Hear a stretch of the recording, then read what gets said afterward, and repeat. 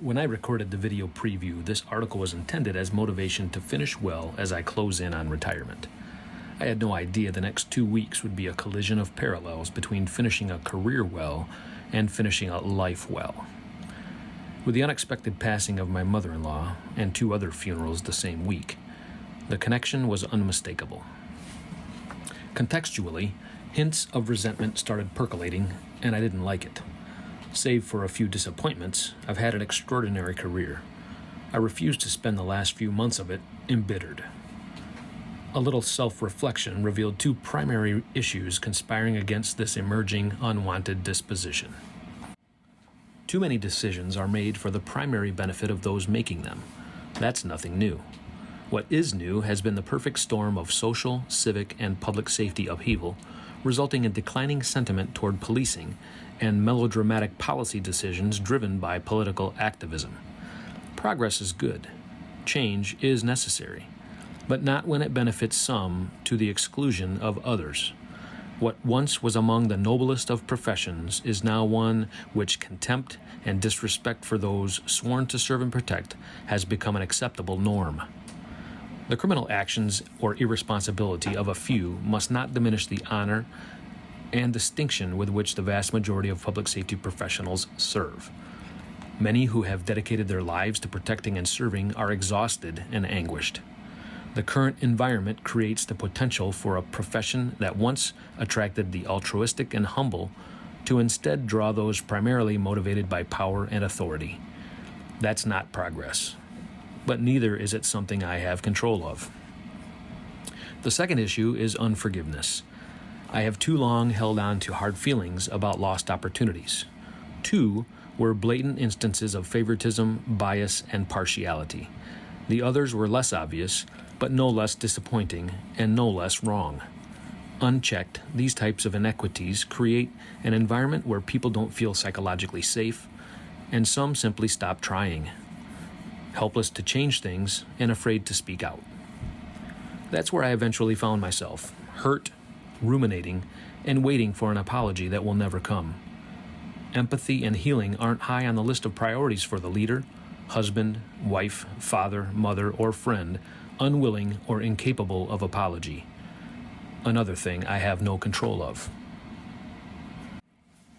What is within my control are my attitude and actions. In his book, The Socrates Express, Eric Weiner quotes Gandhi as saying that no man takes another down a pit without descending into it himself. Said another way by a good friend recently as we lamented current events, we only end on a low note if we allow it. Avoiding low notes and pits by controlling what I can and letting go what I can't seems obvious.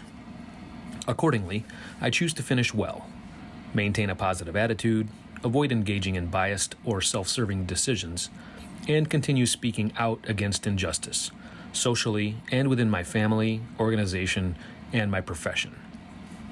And I choose to forgive, with or without an apology.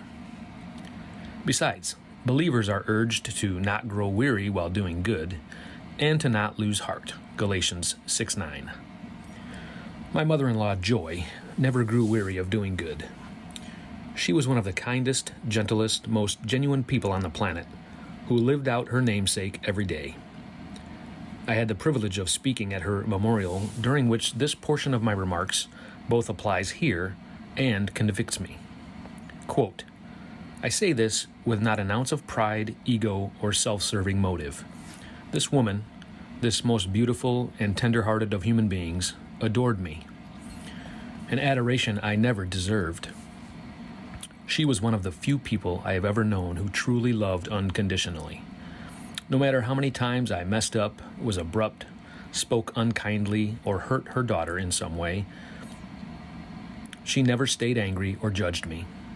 Instead, she was always the first to forgive me. I will never understand why she felt the way she did about me, or why a guy like me was so blessed to be a part of this wonderful family. Unquote. My mother-in-law lived well, and despite her untimely passing, finished well. I'm a better man because of her. Likewise, notwithstanding some disappointments along the way, I'm also a better man because of this organization I've been a part of for nearly 30 years. I mentioned 2 goals in the preview video: finishing well and decluttering. Finishing well means setting aside my grievances, knowing what I can and cannot control, and adjusting my attitude accordingly. Decluttering means ridding myself of unnecessary junk, literally and figuratively. In some ways, my profession and organization are unrecognizable today. That's not necessarily a bad thing. It's just not necessarily my thing. Nonetheless, I choose to run with perseverance to the very end. Therefore, since we are surrounded by such a great cloud of witnesses, let us throw off everything that hinders and the sin that so easily entangles, and let us run with perseverance the race marked out for us. Hebrews 12:1. Get strong, be strong, stay strong.